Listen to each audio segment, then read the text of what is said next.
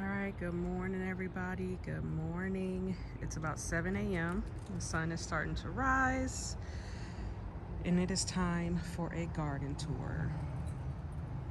If you're new here, my name's Aisha. I am in Central Florida, Zone 10A, and this is my food forest slash annual garden, homestead, backyard, whatever you want to call it.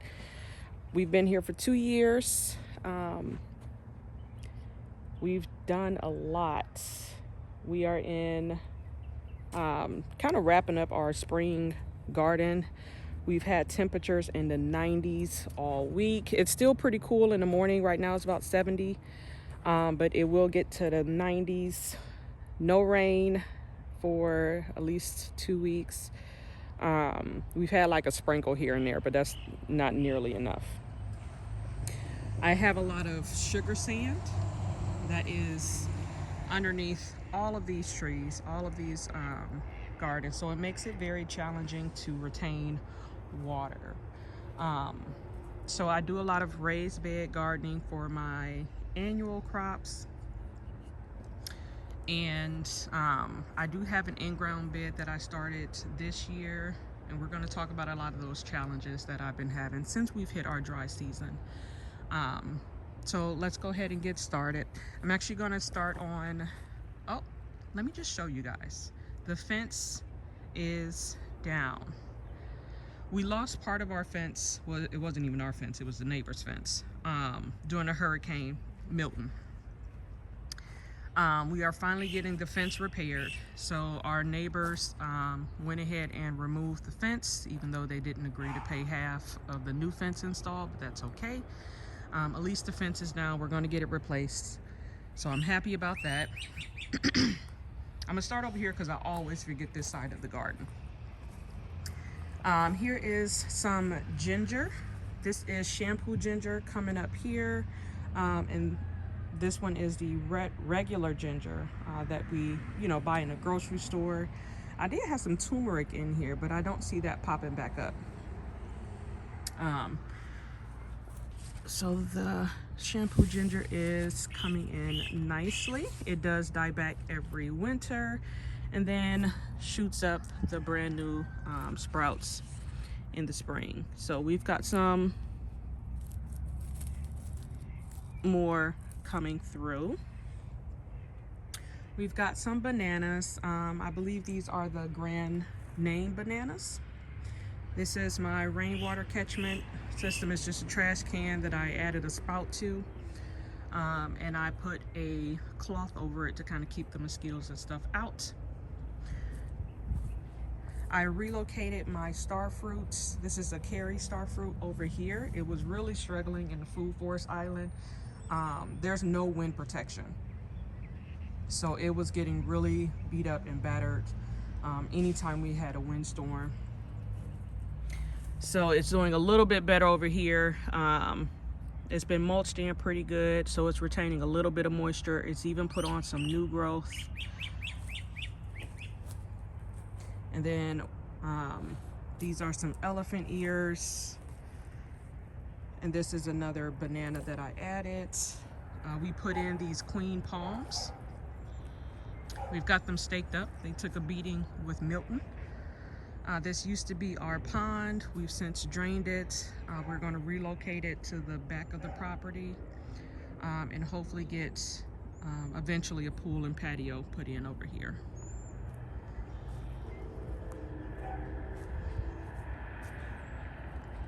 And then we've got some dwarf Cavendish bananas.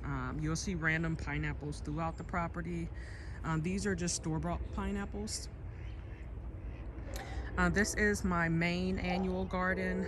This is my oregano bed, basically. It took over this entire container. It used to just be one of those little store-bought size. It's about 2 years old. There was a little chamomile in here that was growing. When the fence came down, it took out my green stalk. So this is since empty. I do not like gardening in the green stalk in the summer months. It's just too hard to keep moisturized, and a lot of the plants start suffering and they die out. This is my pink Eureka lemon. It's doing okay. It was laying on its side because the fence also collapsed on this. And then this is my herb tower. This one has shorter pockets and it's herb, so they can handle some dry spells. My calendula is pretty much coming to an end. Let's see what herbs we have growing. We've got some sage here. Creeping thyme there at the bottom. I have some chamomile in here somewhere. I think it's random chamomile. I had Chagemisai spinach at the top. That's all going to seed. This is either tarragon. No, I don't think it's stevia. Yeah, I think it's tarragon. It died in the winter and has come back nicely, so I'm going to be harvesting that to dry. I've got some chives down there. I had planted some ashwagandha. I don't think it ever took off. This was my dill that has gone to seed. And then we've got some chives down here, rosemary. I've got some parsley. We've got a snail. So not all of these pockets are planted. They start to die off, so whatever doesn't make it in the summer months just don't make it. And this bed here, the nasturtiums are coming to their end. I'm pretty much just gonna take it all and ball it up and kind of just let it compost in place. I plan on just cover cropping these beds with probably some southern cowpeas during the summer months, maybe throwing in some okra. We've got some garlic interplanted. This is one of my cabbages I was trying to let go to seed. This is the oak leaf lettuce that I am letting go to seed. It did very well throughout the winter and fall. So the garden is in transition. So of course it always looks a mess when you're in transition between seasons. And then in here I have my bell peppers. They are starting to come back to life, as you can see. I am going to fertilize them today. And then I have lots of marigolds coming back. This pepper plant is bouncing back nicely. We've got some onions here that are starting to bulb, if you can see those. And then I pulled a tomato plant out of here. We do have root knot nematodes. It's like a microscopic organism that attacks the roots of your plant. Makes it hard to absorb nutrients and feed the plant. So I'm not gonna plant any nightshades in here. So no peppers, no tomatoes, because they're really susceptible to root knot nematodes. So I'm cover cropping right now with bush beans. So I planted these very densely. I'm not expecting a big harvest. I didn't really plant them for harvest. I planted them for organic matter in the soil. So if I get a few beans in the process, that's great. I also have marigolds in here. Root knot nematodes don't really like marigolds. So I'm trying to naturally get rid of them, or at least get them down to a low enough number where I can hopefully plant, you know, my peppers and tomatoes back in these beds. And then when they get to a certain time, probably in a couple weeks, these will naturally start to die back. They don't do well in our intense heat. I'm just gonna cut them back and chop and drop in place, okay?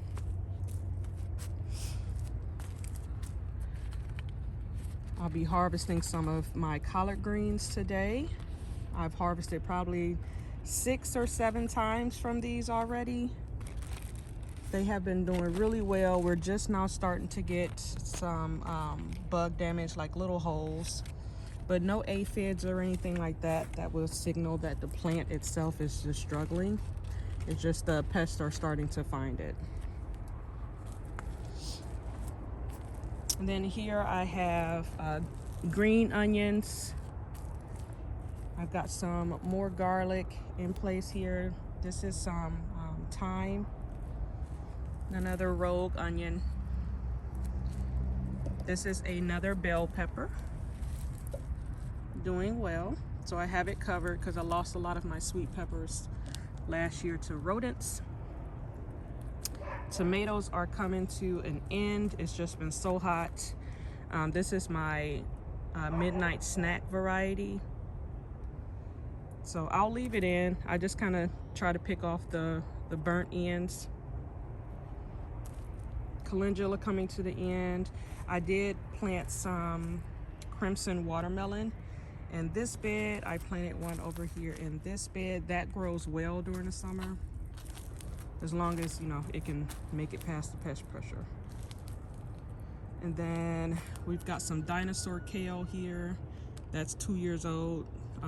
I'll probably take it out at this point. It's getting pretty tall and leggy.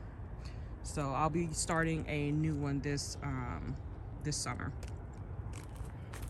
And then I've got another collard green over there and one right here. Like I said, they're starting to slow down because it's getting really hot. So I'll be harvesting those. This is my passion fruit vine. We have been loaded. I do have to make sure I water this every day. It's in a container, so anything that's fruiting requires a lot of water just for production. You know, your fruit have a pretty large percent of water in them, so you want to make sure that you keep your fruiting vines and trees watered. Here's my lemongrass. And we've got these beautiful chocolate sunflowers. Absolutely gorgeous.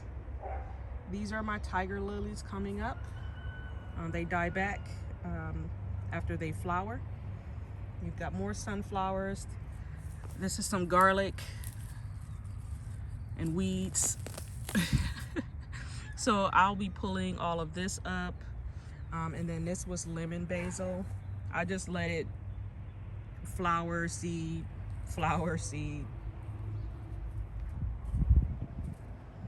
I got my basket out because we're going to be doing some harvesting.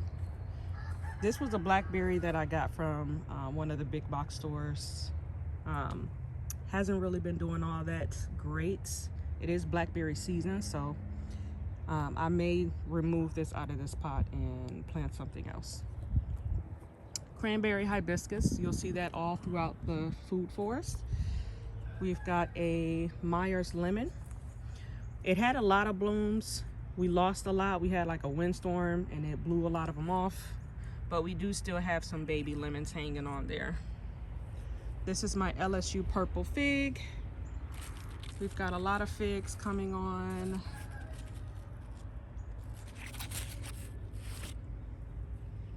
It is in a pot, but the roots are definitely in the ground. And then we've got beautyberry. I have that in a few locations in my property. Down here, it's struggling a little bit with the sun intensity, so you see it's doing a little bit better in areas where it's shaded. And then I have some Dune sunflower. This is a Florida native. The pollinators love it. Kind of reminds me of a Black Eyed Susan. So I'm just letting this kind of sprawl out over the place. The bougainvillea I'll have to trim back so that they can access the area to put the new fence in. So we're going to be experimenting with propagating this because I absolutely love it and I don't want to lose it. And I would love to see it in multiple places throughout the property. And then buried amongst the dune flower is a Kent mango. We did remove all of the mangoes. I like to see it get a little bit taller before I let it hold any fruit. And then we've got a red trunk banana that is suffering. The neighbors, when they were removing their fence, kind of trampled it. So we'll see if it bounces back. We've got our papayas. We did harvest 2. Then back there we have an ice cream banana, more cranberry hibiscus. This is edible if you didn't know it, especially the smaller leaves. So they drop seeds and can regrow. They are a perennial, depending on the climate. We have pigeon peas scattered throughout the food forest. They're great for fixing nitrogen and also eating. So I do chop them back after they've put on their biggest flush and use it as chop and drop. So this is what I'm calling the chicken garden. My chicken coop used to be here. We've got a lemon seedling. I started from the Myers lemon. It's probably about 2 years old, maybe 2.5. So doing well. No fruit, but you can always graft onto it. And then we have the world's best. So many mulberries. My son absolutely loves coming out here to pick these. They're a decent size, you know, not giant. They do stain your fingers. So he'll have, like, you know, the purple mouth when he comes in the house. And then this one is the everberry, a little bit smaller. The berries are a little sweeter, but it's still a pretty good size. So I think they're doing well because this was the chicken area. I planted that intentionally because my chickens were in here and they would eat all of the mulberries that would fall to the ground. But I think they really enjoyed all of the fertilizer that they were getting. So they've grown a lot. So that's really good. I have a random potato coming out of the compost here. But this is how I compost. A mix of food scraps, coffee grounds, cardboard, paper towels, dry matter. I don't have a lot of leaf litter, but these are the shells from the pigeon peas, so that's great as far as brown matter. You know, you can use like dried grass and leaves and stuff like that. And then some of the broken down twigs will also go in here, especially when I'm starting over. I'll put a lot of the twigs at the bottom. Three Sisters garden. We have the Seminole pumpkin sprawling all around the bottom. We have popcorn doing well. Okay, so what I did read about the popcorn, when harvesting, you want the plant to pretty much be dried out because you need your kernels to be nice and dry. It's different from harvesting sweet corn.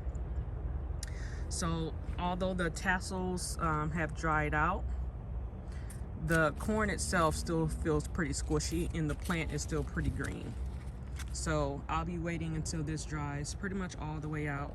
We do have corn stalk development on each of them, so I'll take you with me on that journey. This is my first time growing corn, hopefully successfully. So we'll see.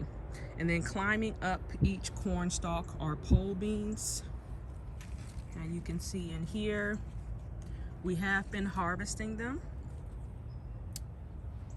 So they're pretty much coming to an end. I did leave some on to go to seed.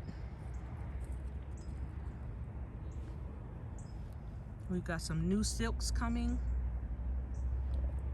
It is very hard to keep this area moist enough. Sorry, trying to make sure I'm not walking through spider webs at the same time. Because this, again, is sugar sand.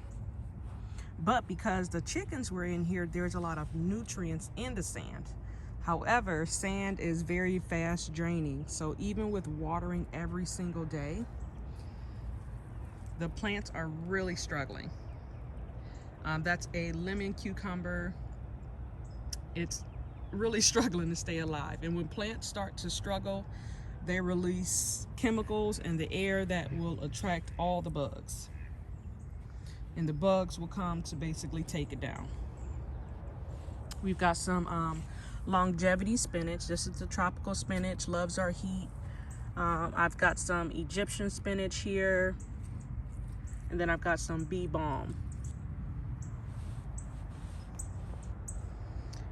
So that was the old chicken coop. We're going to be removing that. Over here I've got a potato experiment. I've got potatoes in a box. We've got potatoes in a feed bag. And then I got potatoes in 2 types of grow bags. One is cloth, one is plastic. To kind of see what does better. They all had compost and straw. So we'll see. We did have one die back already, so I'm kind of tempted to dig that section up just to see. They've already flowered, so usually once they flower, you can harvest within like the next 1 to 2 weeks. We've got lots of midnight snack tomatoes. This was a volunteer. I know it's looking sad and pathetic because it's hot and tomatoes need water. And no matter how much I water, it's just not enough to keep the plants happy. And then back here, let me remove all these spider webs before I walk through. We've got the tromboncino squash. It is doing well, hanging in there. I want this one to winterize and turn yellow so that I can store it. And it's supposed to be more like a butternut squash if you let it turn into a winter squash. Down there are the young ones. I could technically cut those off and eat them like a summer squash. The squash bugs have been loving this plant. I've been trying to pull off eggs every single day. I cannot keep up because every time I turn around, there's about 8 or 9 more leaves that I find with squash eggs. These I'm pretty much just going to chop and drop and add organic matter. This was a patty pan squash and a zucchini. It has been struggling, not getting enough water. I did get at least 2 zucchinis off of this one. The patty pan, I haven't gotten any. Thai basil has been okay, doesn't mind the drought. Sunflowers are looking gorgeous. I did have some zinnias interplanted in between the sunflowers. They are struggling to get enough water as well. I do have wood chips down. I added compost, but it's just not enough. It's the first year in the ground. So anytime you're planting the first year in the ground, expect to see some struggles. You know, you're just now developing that soil life. So give yourself some grace. I've got radishes planted in here. I've been just chopping and dropping. Some of them I've eaten. And I just cut them back in place. Some of them I let go to seed that I really liked. There's a random okra in there that is still alive. I had onions interplanted, but they're not getting enough sunlight. So your onions do need a lot of sunlight to kind of germinate. And then that's a future area for more garden beds. So I've just been laying down some cardboard to try to keep the weeds at bay. But I want to say that is it for in here. I should try to harvest, but that'll make this video too long, y'all. Too long. All right, out here we have a Maha Chinook. I also removed the mangoes from this one. Again, not quite tall enough where I feel comfortable letting it carry some mangoes. I'm afraid that it will stunt the tree. You know, they're grafted, so they're going to try to produce because that's naturally what it will be doing at this stage in its life. But the tree itself does not have the root system to kind of support the tree and fruit, if that makes any sense. So I am letting it just focus on getting bigger, getting stronger, a bigger root system, so that when it does hold fruit, it can actually support it and it's not going to weigh it down. We've got a muscadine grape over here.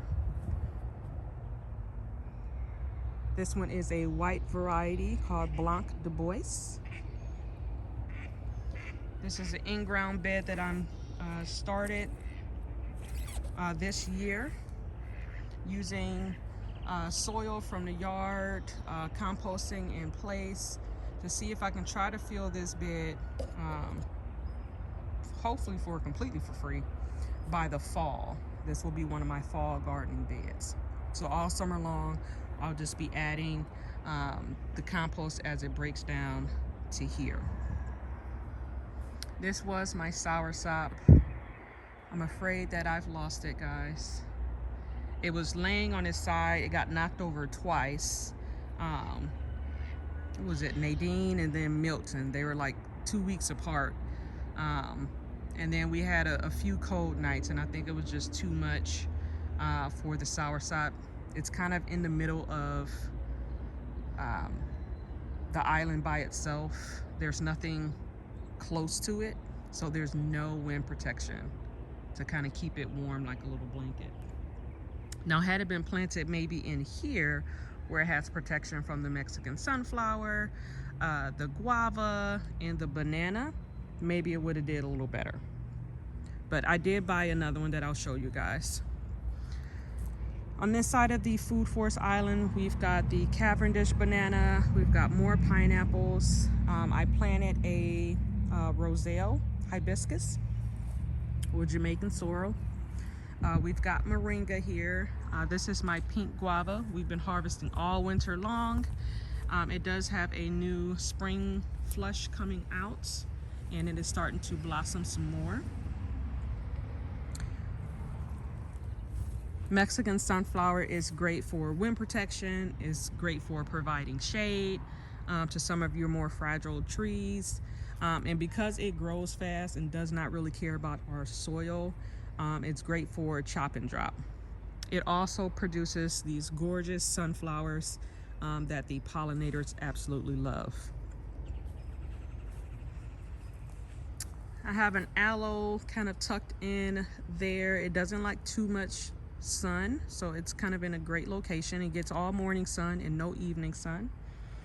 We've got some cassava. It's fallen over from the storm, and I just left it, and it just resprouted from the areas where the stems are running along the ground. So hopefully I'll get more cassava just from these areas. We have an ice cream bean here. It's been slowly creeping along, but it's putting on some new growth. I did pull up all the grass from this area, from all the way there to all the way here. I have not done that area yet. I'll be doing that all throughout the weekends until summer hits, and then I won't be doing it anymore. Pigeon peas. This is my Adamoya. Handle our winter just great. It is starting to blossom. I don't know how to pollinate these, so I'm hoping just, you know, nature takes care of it and pollinates it for me. I'm not familiar with how the flowers work, but it's putting on a lot of them, so it seems to be happy. Removed a lot of the grass from around it. I'm going to be buying some compost to put down around all the trees as well. I did add a whole bunch of blanket sunflowers. We only planted 2 last year. They spread their seeds, and then they drop and they die back, and then all of these sprouted back this spring. I just love the way they look. It's a beautiful pop of color. I'm hoping they just take over this area and the grass disappears. This is a Christmas palm. It's been struggling, not really happy. I think it's used to being an understory tree, so I may need to relocate it or either plant something tall next to it. And then we have our Prime Arc Blackberry. Absolutely delicious. Has been producing the biggest blackberries ever. If you can see those there, they do not make it in the house. We literally just eat these off the plant as soon as I see that they're turning black. I just bought this last year as one single stick, and it put on all of these different branches. And the Prime Arc, meaning that the prime cane, this new one that pops up, it produces off the first year growth, the primary one, which is nice because a lot of the canes will produce only on the second one. Look at all these mulberries. Absolutely love these mulberries. More cranberry hibiscus. As you can see, the shade cloth is up. We've got some San Marzano tomatoes. I've got some nasturtium still trying to hang on. I've pruned back this San Marzano so many times. It puts on a lot of growth. So I'll prune off all the leaves and just leave the tomatoes. And then I'll come back and then there is so much more new growth. So it has not died back yet, so I am not going to remove it until it starts to die back completely. But I have hot peppers on this side, so we have a Scotch bonnet. Behind it I have a San Marzano. I meant a Serrano pepper. And then we've got Thai chili peppers. This one I've had since last year. Pretty much produced the whole year long. They are getting a little bit bigger. They were really tiny when it was young, but I feel like the older it gets, the bigger the plants will get, so we'll see. Oops, sorry, hit the phone. And then we have jalapenos here. This was from last year, overwintered, producing a lot of jalapenos. If you can see those there. And then here I have Kajari melons. Sorry, it's a squash bug. This is what they look like. This plant is doing well. I haven't seen any, that was the first squash bug I've seen over here, so now I'm gonna have to start checking under these leaves because they've been just congregating on the cucumbers that are struggling. So I left it so that they could stay over there, but they are starting to find my other squash plants and melons. So my goal is to keep this alive long enough to get some Kajari. They're like a honeydew melon. And then I have a Puerto Rican black bean. They're very slow growing in the beginning, so I kind of just plant them at the base, and by the time this is done, because it will not last until the summer, the black bean will take over this entire trellis. Last year I didn't even get any black beans because these squirrels beat me to every single one, because you have to let them dry, and by the time I came to pick them, the pods were all gone. We've got some peppers in this bed here. This is a Cubanelle. I'm trying to wait till they get red. I like to harvest my peppers when they're fully ripe. Most peppers will ripen to a yellow, orange, or red, because that's when the flavor is like the most intense. And then I have a gypsy bell pepper here. Produces little small sweet bell peppers. These are my seedlings. We've got some Sugar Rush peach peppers. Let's just pull this up for a second. I have it covered at night because that's when, you know, all the fun happens. All the critters come out at night and get to snacking. But we've got these Sugar Rush peach peppers. These are hot, so hopefully by the time the tomato is done here, I'll add in my Sugar Rush peach peppers here. We've got okra. They're going to be scattered throughout the garden. They grow well in the summer. And then I've got some pigeon peas back there. And then, what is this? Borage. Almost didn't remember. And then back here is the Marconi. Look how big these peppers are getting. Again, I want to wait till these are red. There's a few of them on here before I harvest. And this is one of the cucumbers that is actually still doing well. A little bit of powdery mildew here and there. That's what it looks like. Those little white spots. So I may try to spray this with some peroxide and water solution, just so I can hopefully keep this around a little bit longer. The bugs aren't taking it out, and it's starting to produce little cucumbers. I already harvested one, so it's doing well under the shade cloth. It gets a lot of the morning sun, but then none of the evening sun. My okra is going to pretty much go on this side. The carrots are coming to the end of their life here, so I'll be harvesting these. As long as we have cool mornings and evenings, I've been leaving them, but we're starting to heat up. And then I have a watermelon, crimson watermelon here that I'm going to let grow that way and kind of spill out of the bed. And then my golden honey watermelon is growing that way and spilling out of the bed. We've got another muscadine grape there. Just another view of these gorgeous sunflowers. I love the multi-head ones. Sometimes I feel like it's a mutation in the seed, because that's not what I bought, but I definitely don't mind it. I'm hoping these volunteer themselves all over the food forest. I've got some more sunflowers there. This is the Seminole pumpkin also coming out all the way over here. So if you're planting Seminole pumpkin, you better give it some space. And then we've got an elderberry here. Hopefully we get some berries. There's the elderflowers. And then we've got an apple banana there.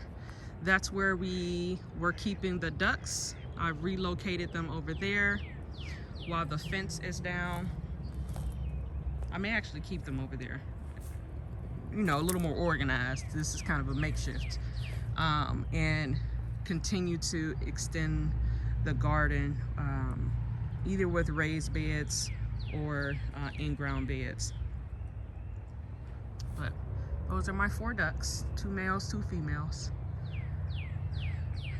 We usually let them actually roam free, because they don't really bother the plants that much. They just eat the bugs that's in the ground.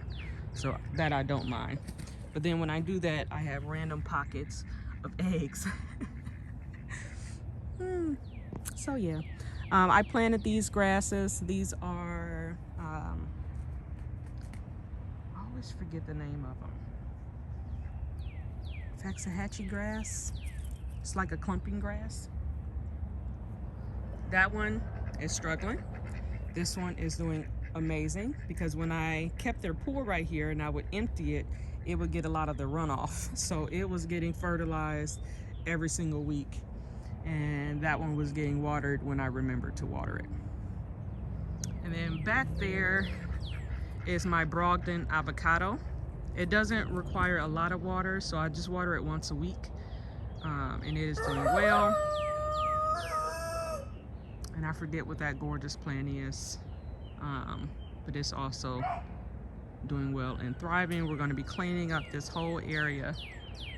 So many projects. More Mexican sunflower. These are the flowers. These have to be pruned back. This one I already pruned back. This one has not been pruned back. And I pruned it back to a stub. And then all of this is the new growth. I actually like that bushy growth. It looks really nice. Let's see, did I miss anything over here? We have my golden nugget jackfruit.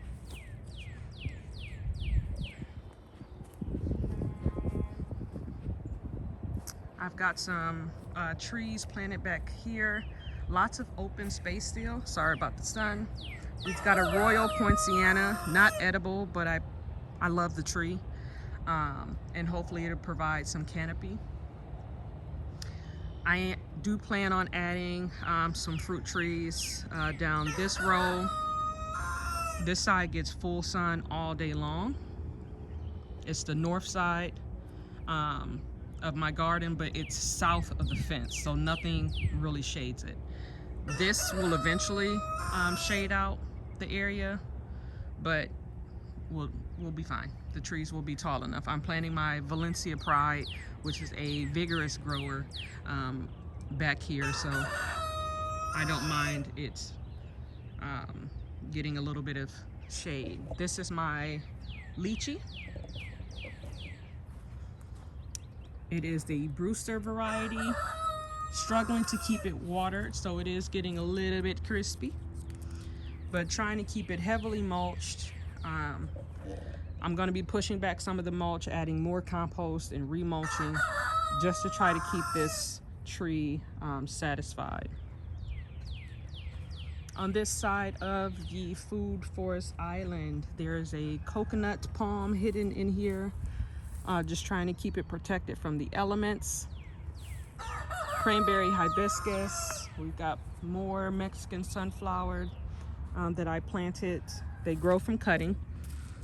So there's a cutting that I stuck in the ground. We've got Kunti palms that are native to Florida. I planted those. More pigeon peas. Scattered some sunflower seeds here and there. That's my Kohala longan that has struggled. It did not appreciate the winter that we had. It is still alive. My Jamaican cherry or strawberry tree.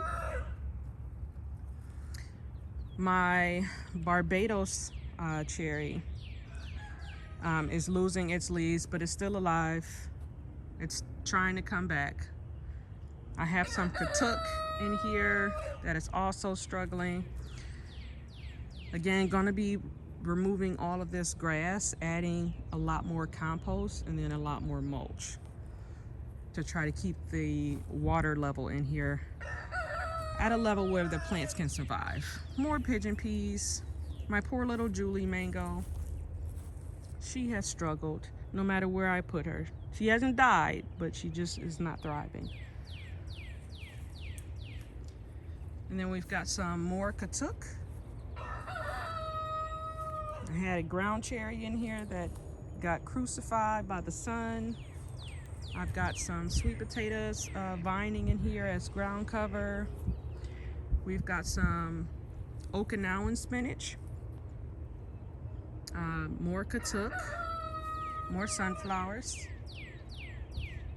This is my biggest moringa.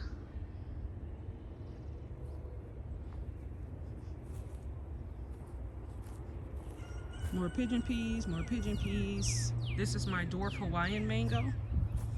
It did have a lot of mangoes on it. It's dropped a lot of them, but we are holding on to two. You can see those back there. It's re-blossoming, so we'll see. It's its first year fruiting.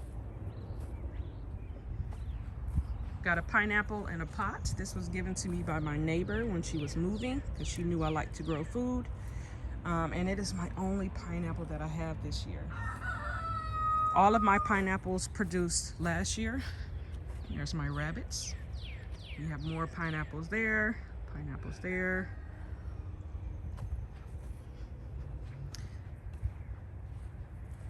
Here's where I'm keeping a lot of my young trees for now.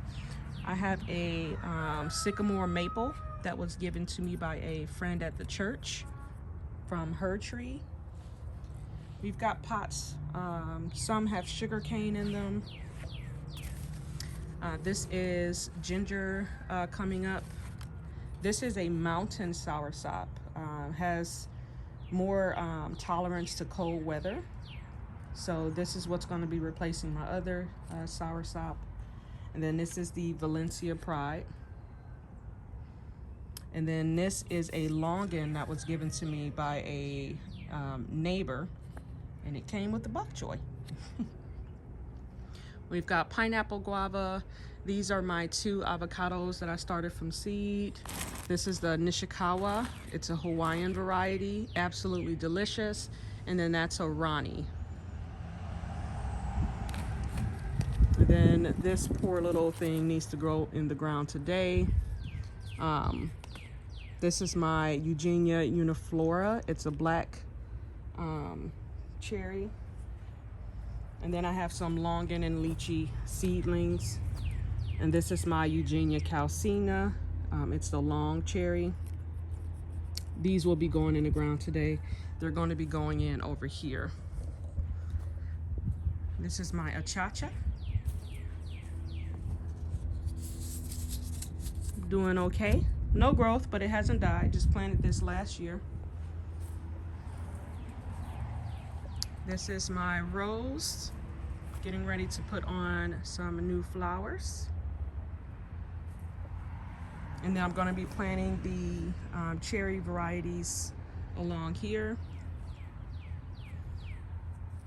This one is the Patanga Jumbo. Put on a lot of new growth since it's been placed here. It loves this location. It gets just enough filtered sunlight all throughout the day. I'm going to be planting one of those here. And then this is my Jaboticaba, the Grimmel variety. Also loving this filtered sunlight.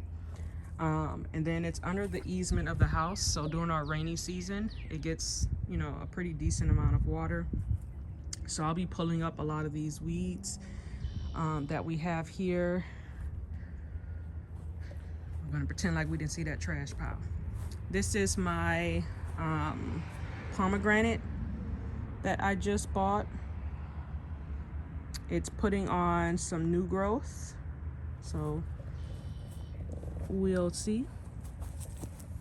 Oh, oh goodness, Parafianca. Not sure if I pronounced that right or not. And then we have a sugar bale, like a mandarin type. Doing okay, hanging in there. Pineapples. All of these are nestled in between the crepe myrtles. I was hoping that they would provide a little bit of, you know, protection from the sun. This is a Valencia orange seedling. So most of your citrus are hybrid. So when you plant them from seed, you're not really going to get that variety, but you'll get something. Pineapples, more pineapples. Dragon fruits that are slowly dying off. I have a loquat. More pineapples. This is the mother pineapple. She produced the original. This was the 2nd generation that has come up, and she's already got the 3rd generation behind it. I've removed a lot of pups. They come off the side. I've got plumerias planted throughout. I absolutely love those flowers. More pineapples. Some coreopsis. You know, guys, you gotta feed the pollinators. We've got some milkweed. We've got some Chapman's goldenrod back there. A dwarf Barbados cherry. Some vincas. That was here when I moved in. It was struggling, but once we started watering, it started growing more. And now I think it's actually a pineapple or something in the bromeliad family, because pineapples are bromeliads, so we'll see. More of the Chapman's goldenrod coming back. More of the milkweed coming back. I do cut it back every winter because this is the tropical variety that's not native to Florida, so it'll just stay alive. But natural milkweed dies off every year. We've got some blue porterweed, great for ground cover, great for pollinators, also medicinal. These are my plum trees. I'm probably going to be phasing these out. There's different varieties that I want to try. This is a Mariposa, and I have a Methley, but I want to try the Santa Rosa and the Scarlet Beauty plums, because this has not done well since it's been here. So we'll see. More pineapples. I've got some dwarf firebush and a native firebush. These are great for the pollinators. More pigeon peas. This is my Florida Prince. It's just recovering this year. It got hit pretty bad last summer with the drought, so we relocated it to an area where the sprinklers can reach it. More beautiful sunflowers. We've got some pineapples back here. My blueberries. We got a lot of blueberries this year off this one. Look at it, still producing. I didn't even know it. No blueberries from these two. This one is a pink lemonade blueberry. None from that one this year. I think they want their own pots, so I may look into just digging these up and putting them in their own pots. We've got some butterfly pea. This is what you make your tea with. This is the other plum tree, the methley. Not dying, but not producing anything either. So this one's doing a little bit better, at least growth wise. The other one hasn't even grown. This one grows every year. It just doesn't produce anything. So I may leave it, just plant something next to it. And then this is my coconut cream mango. We took all the mangoes off of this one. It is putting on some beautiful new growth. We have another plumeria back here. Just now starting to put on some leaves.